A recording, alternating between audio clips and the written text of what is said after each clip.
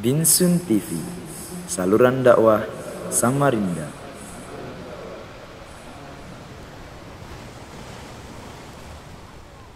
Assalamualaikum warahmatullahi wabarakatuh. Innal hamdalillah nahmaduhu wa nasta'inuhu wa nastaghfiruh wa na'udzu billahi min shururi anfusina wa sayyiati a'malina. May yahdihillahu fala mudilla lahu wa may yudlil fala hadiya lahu. Asyhadu an la ilaha illallah wahdahu la syarika lahu wa asyhadu anna Muhammadan 'abduhu wa rasuluh. Ya ayyuhalladzina amanu taqullaha haqqa tuqatih wa la tamutunna illa wa antum muslimun. Ya ayyuhan nasu taqu rabbakumul ladzi khalaqakum min nafsin wahidah wa khalaqa minha zawjaha wa batha minhuma rijalan katsiran wa nisaa'a wattaqullaha alladzi tasaaluna bihi wal arham innallaha kana 'alaykum raqiba. Ya ayyuhalladzina amanu taqullaha wa qulu qawlan sadida yuslih lakum a'malakum wa yaghfir lakum dhunubakum wa man yuti'illaha wa rasulahu faqad faza fawzan 'azima. Amma ba'd, fa in ahsanal kalami kalamullah wa khairal huda huda Muhammadin sallallahu alaihi wasallam wa syarrul umuri muhdatsatuha fa inna kulla muhdatsatin bid'ah.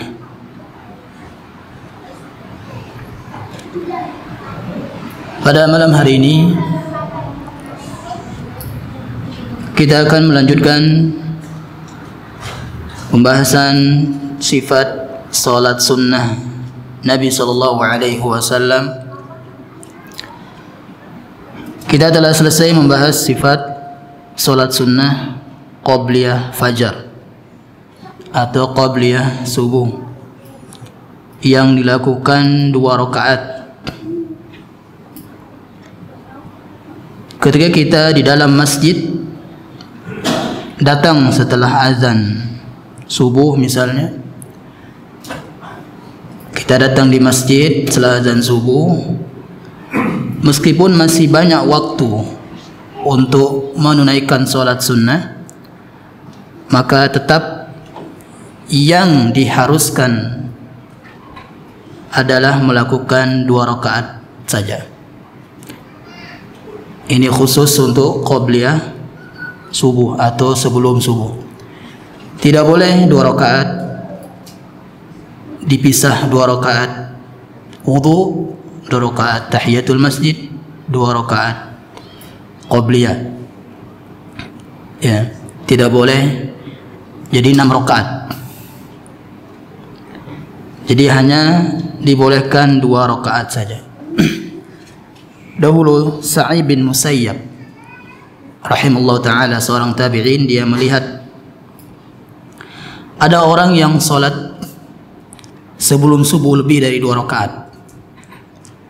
Sebelum subuh lebih dari 2 rakaat, dan itu di dalam masjid.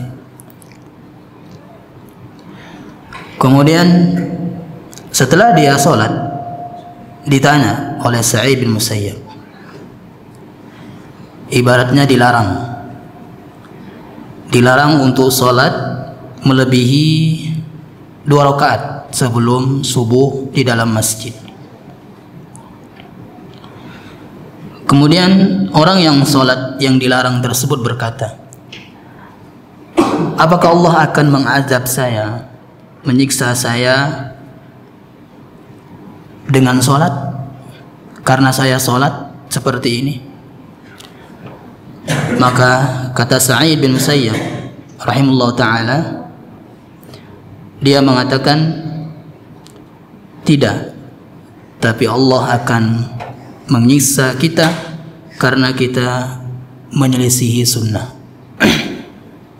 menyelisihi yang dianjurkan oleh Nabi sallallahu alaihi wasallam. Dan kata Syekh Al-Albani rahimahullah ta'ala, ini adalah silahu ahli sunnati wal jamaah, senjata bagi ahlu sunnah wal jamaah untuk membantah ahlul bid'ah yang mereka mengatakan Apakah karena kami bersalawat atau membaca Al-Quran Yasin kami diazab oleh Allah Subhanahu wa taala? Maka kita katakan tidak. Salawat diperintahkan, dianjurkan. Baca Al-Quran juga demikian. Tapi kita disiksa oleh Allah Subhanahu wa taala karena bi mukhalafatina li sunnati Nabi sallallahu alaihi wasallam, karena kita menyelisihi sunnah Nabi sallallahu alaihi wasallam.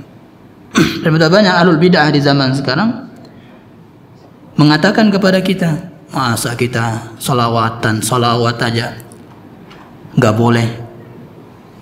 Ya, apakah karena saya bersalawat di Maulid Nabi misalnya, saya disiksa Allah Subhanahu wa taala dan seterusnya. Makanya Syekh Al-Albani rahimahullah taala tadi mengatakan inilah senjata bagi orang-orang yang beriman atau ahlus sunnah wal jamaah. Nah, itu sedikit tambahan dari pembahasan yang telah lalu. Kita akan lanjutkan sekarang. Yang kedua adalah rawatibatu salatil zuhri. Rawatibnya salat zuhur, salat sunnah rawatib salat zuhur. Hukumnya adalah sunnah. Hukumnya adalah sunnah. Walam ya'ti ma yadullu ala wujubiha, karena tidak ada dalil yang mewajibkannya. Tidak ada dalil yang mewajibkannya. Jadi jamaah, kita enggak boleh mengarang-arang hukum. Ya, mengarang-arang hukumnya ini apa, hukumnya enggak boleh. Ya, harus ada dalil yang menunjukkan hukumnya wajib. Ya. Dan kita juga jangan beranggapan bahwasanya sebagaimana anggapan orang awam di zaman sekarang. Mereka beranggapan kalau itu dari Nabi maka hanya hukumnya sunnah. Ya, itu salah anggapan seperti itu. Banyak sekali yang dari Nabi Shallallahu Alaihi Wasallam, dari hadis Nabi Shallallahu Alaihi Wasallam itu hukumnya wajib. Ya, hukumnya sunnah, hukumnya mubah, banyak. Nah, jadi 5 hukum ini terdapat juga dalam hadis Nabi Shallallahu Alaihi Wasallam dengan kaidah-kaidah yang telah diterapkan oleh, yang ditulis oleh para ulama dalam kitab usul fiqh namanya. Ya, dalam kitab usul fiqh itu adalah ditulis di situ kapan ini hukumnya wajib, dalil ini. Kapan hukumnya sunnah, kapan hukumnya mubah, makruh, haram dan seterusnya. Itu ada di kitab usul fikih namanya. Ya. Makanya kita nggak boleh ngarang-ngarang ini hukumnya wajib, ini hukumnya sunnah. Apalagi tadi memutlakkan semua yang dari Nabi maka hukumnya sunnah. Kalau dari Allah maka hukumnya wajib. Ya. Nah, itu sebuah kesalahpahaman. Nah, di sini tidak ada dalil yang mewajibkannya. Makanya di sini mengatakan tidak ada dalil yang mewajibkannya. Harus ada dalilnya, jemaah. Kita mengatakan ini wajib, ini sunnah, ini makruh, ini haram, ini mubah, harus ada dalilnya. Ya. Dan juga kita sekarang diolok-olok, jemaah, sama alul bid'ah, para kiai itu. Mereka mengatakan ketika ditanya apa hukumnya Maulid Nabi, emang ada yang jawab, ya mungkin nggak pernah ngaji atau apa lah, ya. Mereka jawabnya bid'ah, salah. Ya, hukum Maulid Nabi haram. Kenapa haram? Karena bid'ah. Nah itu yang betul. Nggak ada hukum ya dalam ilmu fikih itu bid'ah, nggak ada. Ya, hukum itu ada 5 saja. Haram, wajib, sunnah, mubah, makruh. Ya, itu hukum fikih. Kalau kita tanya apa hukumnya ini? Haram. Kenapa? Karena ini. Nah, gitu. Jangan langsung itu hukumnya bid'ah, ditertawakan kita. Kalau kita mengatakan demikian. Ya. Jadi kita ibaratnya, oh ini nggak paham ini orang ini. Ditanya hukum kok jawabannya itu. Nah. Dan itu viral videonya itu, jemaah. Dia mengatakan sekarang ada orang ditanya hukum, ya jawabannya bid'ah, jawabannya ini dan itu. Mana ada itu dalam fikih katanya. Nah, sekarang kita jelaskan itu, jemaah. Jadi jangan salah jawab, ya. Kalau ditanya tentang apa hukumnya, Ya, jadi hukumnya di sini sunnah. Yang kedua adalah sifat dan keutamaannya, bagaimana cara mengerjakannya dan keutamaannya. Imma an tusalla arba'an qabla salati zuhri wa arba'an ba'daha. Sifat caranya adalah 4 rakaat sebelum zuhur, 4 rakaat setelah zuhur. Atau 4 rakaat sebelum zuhur dan 2 rakaat setelahnya. Atau 2 rakaat sebelum zuhur atau 2 rakaat setelahnya. Berarti 3. Ya, 4, 2, 2. Nah, itu boleh semua. Ayya dzalika fa'ala al-muslimu bi niyyati ratibati sholati zuhri ajza'ahu. Ya. Manapun dari 3 keadaan, 3 cara, 3 sifat ini yang dilakukan oleh seorang muslim, maka itu sudah ajza'ahu, sudah sah. Ya, boleh. Wa kana muaddiyan hadhihi sunnata, maka dia telah disebut telah melakukan salat sunnah rawatib zuhur ini. Sekarang dalilnya tentang 4 misalnya. Dalilnya Nabi sallallahu alaihi wasallam bersabda, "Man hafadha ala 4 raka'atin qabla zuhri wa 4 ba'daha wa 4 ba'daha harramahu Allahu 'alan nar." Siapa saja yang menjaga senantiasa istiqamah, hafadha ala itu artinya menjaga istiqamah senantiasa terus menerus, ya, melakukan 4 rakaat sebelum zuhur dan 4 rakaat setelahnya, Allah akan haramkan dia masuk neraka. Ini keutamaannya, ya, 4 rakaat sebelum zuhur, 4 rakaat setelah zuhur, ya.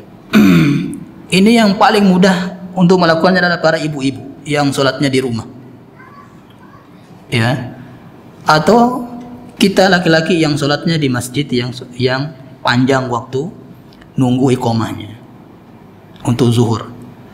Kalau di luar sana nggak bisa, ya, habis untuk wudu, ya, tahu-tahu sudah qomat, belum kita sholat. Nah, jadi kalau ibu-ibu waktu luangnya banyak untuk melakukan sunnah ini. Nah, tapi ya sangat disayangkan banyak dari ibu-ibu ini, ya, meninggalkan sholat sunnah, yang penting fardunya saja. Sebagaimana hadis Nabi SAW, siapa saja dari ibu-ibu yang menjaga sholat fardu 5 waktu, kemudian menjaga kemaluannya, taat kepada suaminya, maka dia akan masuk surga. Ya, mudah ibu-ibu itu masuk surga, tapi surga itu paling sedikit perempuan, ya, banyaknya di neraka. Nah, padahal surga itu ada 120 shaf isi surga itu, jemaah, 20 barisan, tapi kita nggak tahu satu barisan berapa orang. Pokoknya 20 shaf, 120 shaf, ya, 80-nya umat Nabi Sallallahu Alaihi Wasallam, 80 shaf itu, 40-nya umat terdahulu, ya, umat nabi-nabi terdahulu. Makanya umat Nabi lah yang paling banyak masuk surga, tapi perempuan sedikit, ya, banyaknya di neraka. Nah,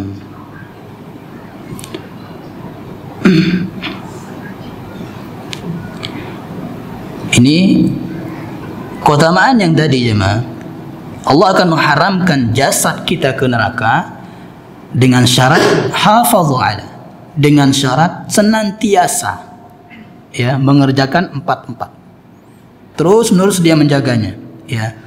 Kalau dia terluput misalnya, maka dia qadha nanti. Nah, misalnya nanti ada cara qadhanya, ya, ternyata qabliyah zuhur, ba'da zuhur, ba'diyah zuhur juga disunahkan untuk diqadha, ya, sebagaimana qabliyah subuh, ya, yang telah kita jelaskan. Nah,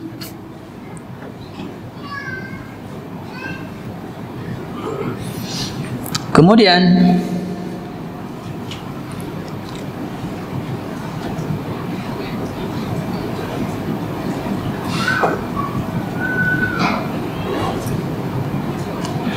Yang 42 ya. Dalil yang 42 juga ada dalilnya. Nabi sallallahu alaihi wasallam bersabda, yusalli fi baiti qabla zuhri arba'a. Ya, Abdullah bin Syaqiq radhiyallahu taala an bertanya kepada Aisyah radhiyallahu taala anha tentang bagaimana salat sunnah Nabi sallallahu alaihi wasallam. Nabi salat di rumahnya qabla zuhri arba'an, sebelum zuhur 4 rakaat di rumah. Summa yakhruju fa yusalli bin nas, kemudian dia keluar untuk salat berjamaah jadi imam, ya. Masuk ke Masjid Nabawi. Kemudian summa yadkhulu fa yusalli rakaatain. Nabi pulang setelah zikir dan seterusnya, pulang, ya. Pulang ketemu Aisyah lagi dan salat 2 rakaat badiahnya, ya, 4-2.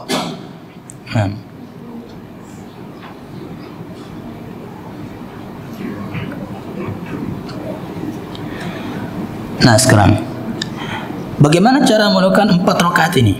Ya, apakah 2 salam? Apakah 2 rakaat salam, 2 rakaat salam? Atau 4 rakaat langsung 1 salam? Atau 4 rakaat dengan 2 tasyahud? Nah,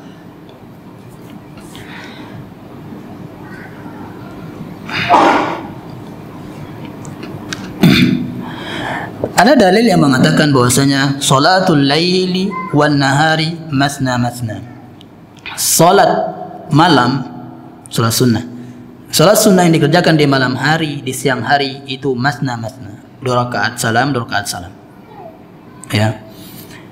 Hadisnya ini didhaifkan oleh Syekh Albani dengan tambahan an-nahar. Ya. Kalau ada tambahan an-nahar siang, maka hadisnya lemah. Yang sahih adalah salat malam yang dikerjakan di malam hari itu saja, yang 2-2. Ya, 2 rakaat, 2 rakaat. Nah,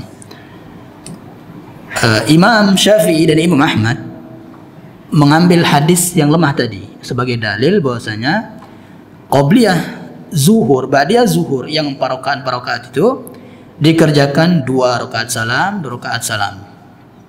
Dan itu boleh, ya, boleh 2 rakaat salam, boleh 2 rakaat salam, jadi 4, ya.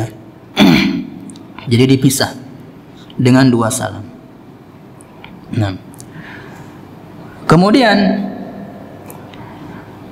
ada juga perkataan Imam At-Tirmidzi rahimahullah taala, dia mengatakan yakhtaruna an yusalli ar-rajulu qabla zuhri 4 raka'atin. Mereka, para ulama yang lain memilih cara salatnya yang 4 ini adalah dengan 1 salam dan 2 tasyahud, seperti salat zuhur. Ya. 2 tasyahud seperti salat zuhur. Dan ini boleh, ya. Kalau ada yang mengatakan, kan ada hadis mengatakan kita nggak boleh menyerupai sholat sunnah, itu nggak boleh menyerupai sholat fardu, ya. Nah, sebagaimana hadis sholat witir, ya kan, sholat witir itu yang 3 rakaat tidak boleh seperti sholat maghrib caranya dengan 2 tasyahud, maksudnya itu maksudnya yang nggak boleh, ya. Kalau 3 langsung 1 salam itu boleh, karena tidak seperti maghrib. Maghrib kan 2 tasyahudnya. Nah, kata para ulama, ya, mereka mengatakan ini kaidah ini nggak umum, ya. Kaidah ini tidak umum, tidak bisa dipraktekkan untuk semua sholat, ya. Karena ada hadis Nabi SAW, ya, yang mengatakan juga boleh 2 rakaat tasyahud, bangkit lagi tanpa salam, ya.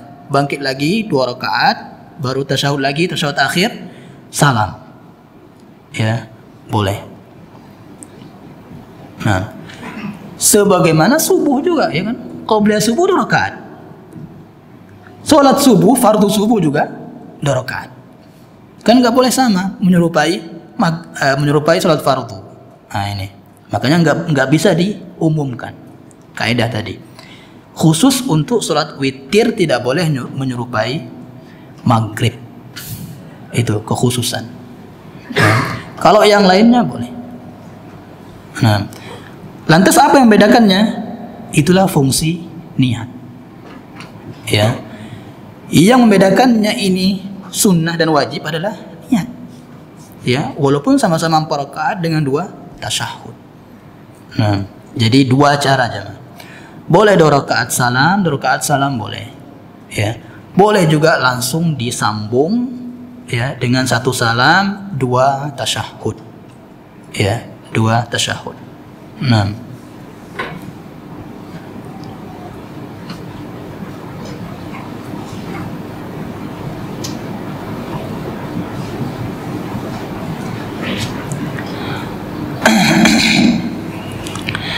nah sekarang yang ketiga, man fatathul arba'u qabla zuhri. Siapa saja yang terluput, nggak sempat sholat qobliyah zuhur 4 rakaat, ya, karena dia pingin meraih keutamaan tadi yang jasadnya nggak akan disentuh api neraka, ya. Kalau dia senantiasa istiqomah menjaga 4-4, ya, qobliyah, ba'diyah.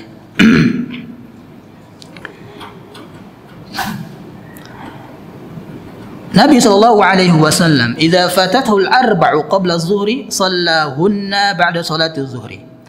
Nabi SAW kalau terluput dari qabliyah zuhur 4 rakaat, Nabi salat ba'da zuhri.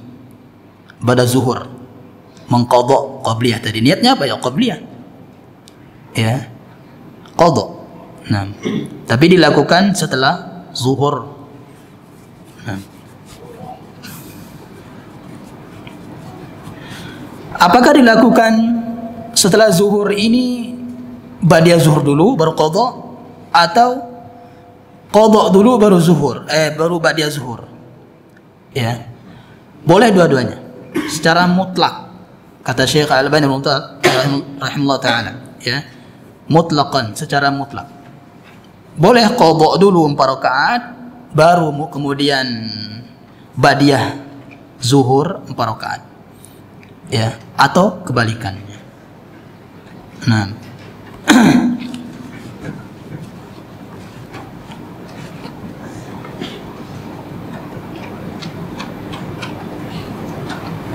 sebagaimana Nabi SAW di sini Aisyah menceritakannya. Nabi SAW, "Idza lam yusalli arba'an qabla zuhri." Kalau belum salat 4 rakaat sebelum zuhur, shallahunna ba'daha. Nabi salat setelahnya. Setelahnya ini umum. Ya, sebagaimana para ulama menjelaskan mutlak, ya, umum.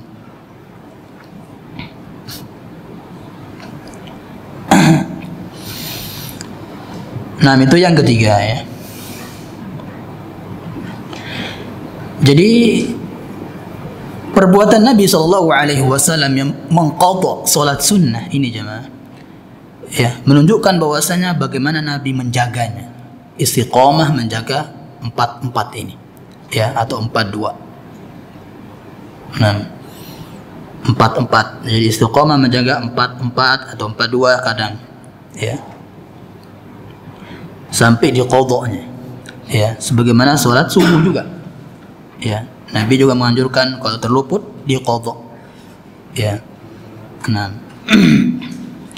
nah itu terlihat dari keutamaannya jemaah. Dan ingat-ingat, ya, saya akan ulangi terus ini, ya.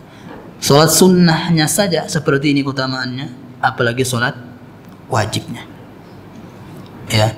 Walaupun sholat wajib itu enggak kita dengar keutamaannya jemaah, enggak tertulis seperti ini, enggak diceritakan oleh Nabi SAW misalnya, ya. Nah, dan kita harus yakin itu wajib pasti lebih besar keutamaannya daripada yang sunnah, ya. Dan yang keutamaan yang disembunyikan oleh Allah Subhanahu wa taala yang tidak dikabarkan itu lebih besar ya mah daripada keutamaan yang dikabarkan. Ya. Sebagaimana Allah Subhanahu wa taala berfirman, ya, ciri orang bertakwa yang pertama kali adalah alladzina yu'minuna bil ghaib. orang yang beriman kepada perkara gaib. Nah, perkara gaib. Termasuk perkara gaib adalah keutamaan-keutamaan yang tidak diceritakan oleh Allah Subhanahu wa taala. Dan pahala itu juga gaib, ya, pahala itu gaib. Makanya kita yang tidak merayakan bid'ah, yang katanya siapa saja yang 1 dirham saja, ya, membuat makanan untuk perayaan Maulid Nabi, maka dia akan mendapat pahala ini. Makanya sekarang banyak makanan datang ke masjid itu, jemaah. Gara-gara hadis palsu itu, ya, gara-gara hadis palsu yang mereka buat-buat. Siapa saja yang bersedekah 1 dirham saja untuk Maulid Nabi, nah, maka dia akan dapat ini. Ya, sekarang kita lagi berduyun-duyun bawa makanan. Itu kalau di Lombok makanannya tinggi, jemaah. Ya, ada pisangnya, ada nasinya, terus lagi di atasnya lagi snack apalah, ya, tinggi itu.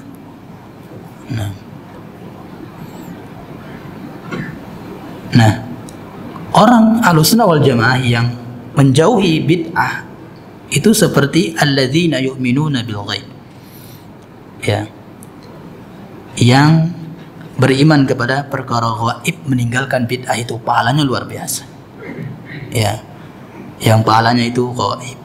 Nah,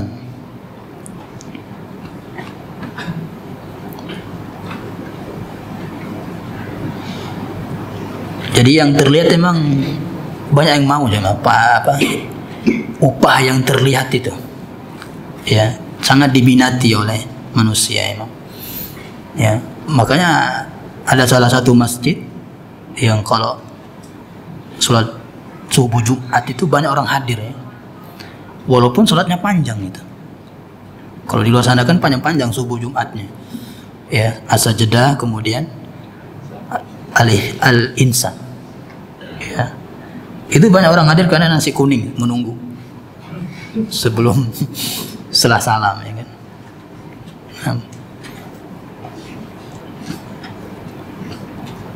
Ya, ada soto misalnya kan, nunggu.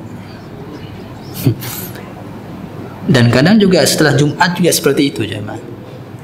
Ya, ada sampai nggak zikir itu pada Jumat itu, langsung ngantri.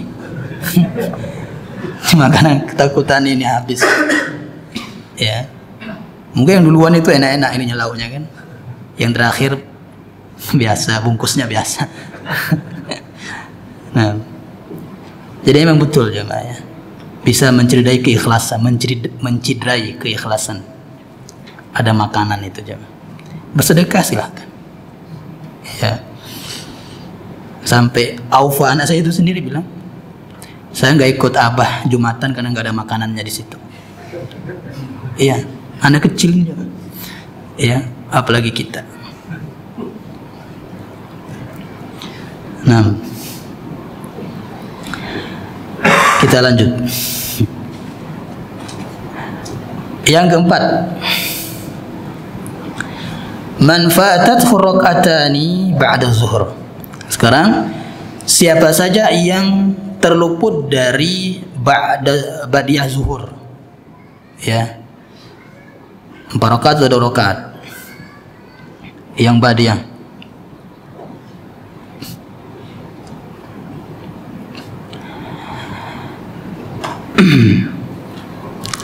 Nabi SAW dalam hadis, ya, mengerjakannya, mengqadha'nya, ya, mengqadha'nya setelah sholat asar, ya, mengqadha'nya setelah sholat asar. Ini yang dikira oleh sebagian orang ba'di asar itu ada, ya, padahal itu adalah qadha'nya Nabi yang terluput ba'diyah zuhur, ya, dia qadha'nya setelah asar. Nah, sampai Nabi SAW, ya, yang melihat itu, ada sahabat yang melihat Nabi mengqadha setelah asar, ya, seolah-olah membantah, wahai Nabi, Ya, bukankah engkau telah melarang kami untuk sholat setelah asar? Ya, kan di antara waktu larangan sholat adalah setelah asar. Nah, apa kata Nabi SAW? Iya, saya melarang kalian untuk sholat setelah asar. Tapi ini adalah qadha ba'diyah zuhur, ya, bukan ba'diyah asar. Jadi qadha ba'diyah zuhur. Dan larangan setelah asar, sholat setelah asar itu adalah ketika matahari mau tenggelam, ya. Dan juga sholat sunnah yang muqayyad, bukan yang mutlak, ya. Jadi boleh kita setelah asar itu sholat sunnah boleh. Misalnya sholat sunnah yang mutlak seperti apa? Sholat sunnah masuk masjid setelah asar, silakan. Ya, sholat sunnah wudu, silakan. Nah, dan ini Nabi SAW mengqadha'nya. Ya, dalam keadaan matahari masih meninggi di sini maksudnya. Ya, masih bersinar terang matahari. Ya, beda dengan orang-orang yang sholatnya seperti matuk-matuk gitu, matuk ayam, seperti ayam matuk. Ya, kan mereka sengaja untuk sholat asarnya diakhirkan. Ya, kalau sudah mau tenggelam matahari baru dia sholat cepat. Nah, itu dilarang. Ya. Jadi ba'diyah zuhur yang terluput itu diqadha setelah asar. Nah, kenapa enggak sebelum asar aja? Boleh enggak sebelum asar? Enggak boleh. Perbuatan Nabi setelah asar. Ya, perbuatan Nabi setelah asar. Nah.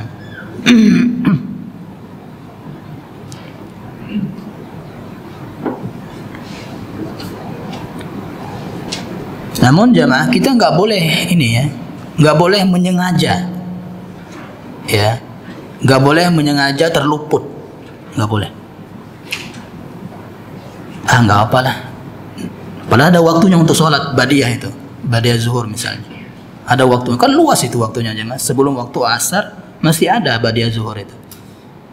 Ya, masih ada. Luas waktunya ba'diyah zuhur. Ya. Dan sengaja dia, nanti aja lah qadha lah. Nah, gitu. Qobliyah zuhur gitu, nanti qadha aja lah. Enggak boleh. Ya, ini benar-benar terluput karena ada pekerjaannya atau apalah. Dan Nabi SAW tadi terluput. Ya. Apa alasan dia terluput? Ada seorang kelompok, ya, yang ingin masuk Islam, kemudian ngobrol, ya, dan itu ba'da zuhur, ya, ngobrol Nabi SAW bersama orang tersebut, ya, yang baru masuk Islam itu ngobrol sampai tertinggal Nabi ba'diyah zuhurnya, ya. Jadi ada uzurnya, benar-benar ada uzur jemaah, ya. Begitu juga mengqadha yang kemarin qobliyah subuh, ya, mengqadhanya setelah subuh atau ketika di waktu duha, ya kan, itu harus ada uzur juga, ya. Di antara uzur ya itu adalah misalnya kita kebelat buang air besar misalnya sampai komat ternyata, nah, itu uzur. Kalau sengaja, ya, padahal ada waktunya, sengaja deh nanti aja lah qadhanya, nah, misalnya nggak boleh.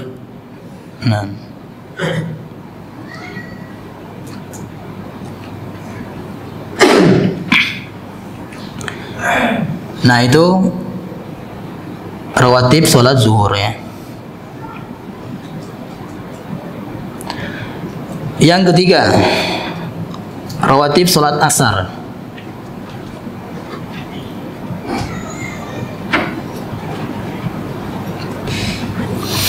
Hukumnya sunnah tentunya, ya. Keutamaannya, rahimallahu imra'an shalla qabla al-'asri arba'an. Allah merahmati, ya, Allah merahmati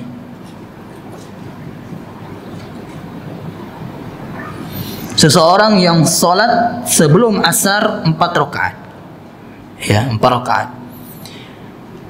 Ingat 4 rakaat tadi boleh 2 tasyahud, 1 salam, boleh 2-2, ya, 2 rakaat salam, 2 rakaat salam, boleh. Ini keutamaannya akan dirahmati Allah Subhanahu wa taala. Ya.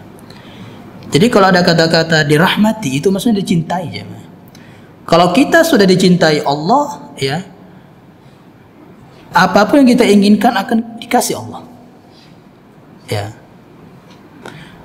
Ya, apapun cita-cita kita, maka carilah cinta Allah, jemaah. Agar cita-cita itu dikabulkan Allah Subhanahu wa taala. Ya. Makanya udah saya jelaskan juga. Dahulu para ulama itu setiap ya selesai dia berdoa, ya, mereka bersedekah. Ya, mereka bersedekah. Kenapa? Ditanya, kenapa engkau bersedekah setiap habis doa misalnya, minta hajatnya kepada Allah Subhanahu wa taala. Ya. Mereka faham bahwasanya ada hadis Nabi SAW, bahwasanya sedekah itu bisa ya membuat Allah nggak jadi marah, ya, nggak jadi murka. Yang tadinya ingin murka, kita bersedekah nggak jadi. Nah, jadi kalau nggak jadi murka berarti Allah cinta, maka Allah akan kabulkan doa kita. Nah, ini 4. Nah, boleh nggak 2 rakaat sebelum asar? Ya, boleh. Ya, boleh. Dengan keumuman hadis Nabi SAW, ya, baina kulli adzanaini salatun. Di antara setiap 2 azan ada salat. Ya, antara 2 azan ada salat. 2 azan maksudnya iqamah dan azan dan iqamah, itu maksudnya. Di antara azan dan iqamah ada salat. 2 rakaat silakan. Ya. 4 rakaat juga silakan. Tentu lebih utama yang 4 rakaat. Semakin banyak kan lebih utama.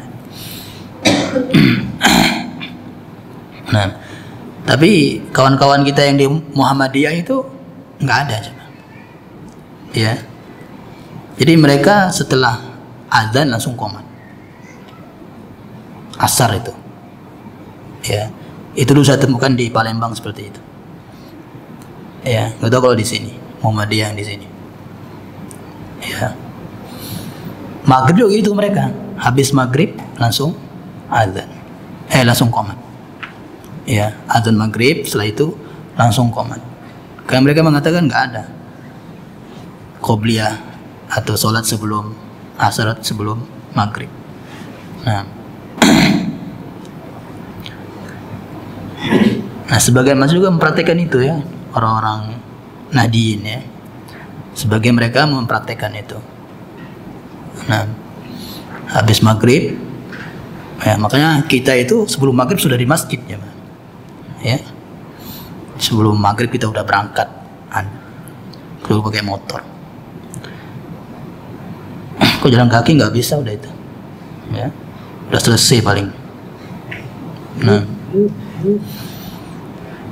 Nah, sekarang caranya tadi sudah kita jelaskan, ya. Boleh 2 tasyahud, boleh 2 salam.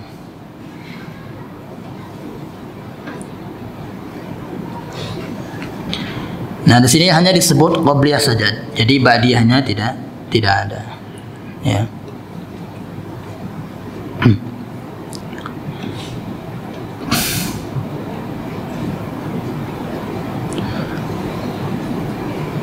Ya, kemudian sekarang maghrib, ya, maghrib, rawatib maghrib.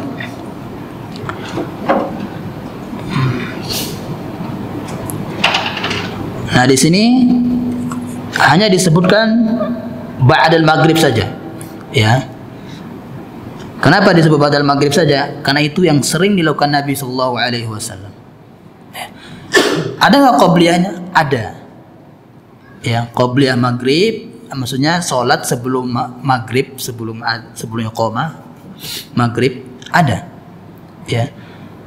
Sebagaimana sabda Nabi SAW, sallu qabla al-maghrib, sallu qabla al-maghrib, sallu qabla al-maghrib liman sya'a. Ya. Sholatlah kalian sebelum maghrib, sholatlah kalian sebelum maghrib, sholatlah kalian sebelum maghrib bagi yang ingin. Nah, ini juga kaidah dalam usul fikih, jemaah, ya. Jadi ini kan perintah, Ya, perintah Nabi SAW untuk sholat. 2 kali lagi perintah. Ya, perintahnya. Kan kaidahnya setiap perintah pasti hukumnya wajib. Ya. Kenapa jadi sunnah? Karena ada perkataan bagi yang ingin. Nah, jadi yang tadinya wajib diselewengkan ke sunnah jadi sunnah karena ada yang memalingkannya menjadi sunnah, yaitu bagi yang ingin. Nah, bagi yang ingin. Ya. Sama juga jemaah. Semua perintah yang datang dari Nabi Shallallahu Alaihi Wasallam setelah larangan, ya, perintah yang datang setelah larangan itu hukumnya sunnah perintah itu. Nah, ini juga harus paham. Nggak semua yang perintah itu hukumnya wajib. Ternyata ada keadaan-keadaan tertentu hukumnya jadi sunnah perintah itu. Dan tadi, jadi semua perintah yang datang setelah larangan, ya, itu hukumnya sunnah. Contohnya apa? Ziarah kubur. Ya, Nabi SAW bersabda, "Kuntu nahaitukum an ziyaratil kubur fazuruha." Dahulu saya melarang kalian untuk ziarah kubur. Adapun sekarang silahkan ziarah kuburlah. Ini perintah. Ya, ziarah kuburlah perintah. Tapi datangnya setelah larangan. Dahulu kami melarang kalian. Nah itu. Ini dalam kaidah fikih, ya, hukumnya sunnah jadinya. Ya, makanya nggak sembarang, ya, kita mengatakan ini wajib, ini sunnah. Ya, harus tahu kaidah, usul dan seterusnya. Ya, makanya menuntut ilmu itu luas, ya, luas. Semakin kita istiqomah bermajlis, ya, bermajlis di majelis ilmu agama yang ada, ya, semakin luas kita wawasan kita, dada kita semakin lapang. Ya. Jadi kalau kita hanya menuntut ilmu, ya, tidak istiqomah menuntut ilmu itu kaku kita aja, kaku. Ya. Kita nggak tahu itu hukumnya sunnah, ya, nggak tahu itu hukumnya wajib, ternyata sunnah. Taunya kita itu hukumnya wajib, ternyata sunnah. Taunya ada juga, taunya kita itu hukumnya ini nggak boleh, ini bid'ah, ternyata boleh. Ya, terutama dalam sholat ini, dalam terutama tata cara sholat. Ya, dulu kita kan, ya, ngaku aja, ya. Dulu kita itu sebelum mengenal salafi itu, ya, kita itu semuanya dulu turun sujud itu pakai lutut, ya, sebelum kenal salafi. Tapi setelah kenal salafi pakai tangan duluan, ya kan? Setelah kenal salafi tangan duluan. Kenapa bisa berubah? Ya, nah, sehingga setelah kita berubah, seolah-olah yang pakai lutut itu nggak boleh, ya kan? Itu ternyata boleh, ya. Nah, itu setelah kita dalami terus, ya. Banyak seperti itu tata cara sholat yang dahulu kita rubah, ya, padahal tidak mengapa untuk dilakukannya. Nah, seperti juga, ya, yang 2 rakaat, sholat sunnah yang 2 rakaat, sholat yang 2 rakaat. Dulu mungkin tawarruk kita, dahulu, ya. Nah, setelah kenal salafi, iftirash. Nah, dulu kita sarungan, ya kan? Setelah kenal salafi, celana, ya, padahal boleh juga sarung. Nah, dulu mungkin kita songkok hitam, kan? Sekarang songkok bulat, putih aja. Nah, padahal boleh.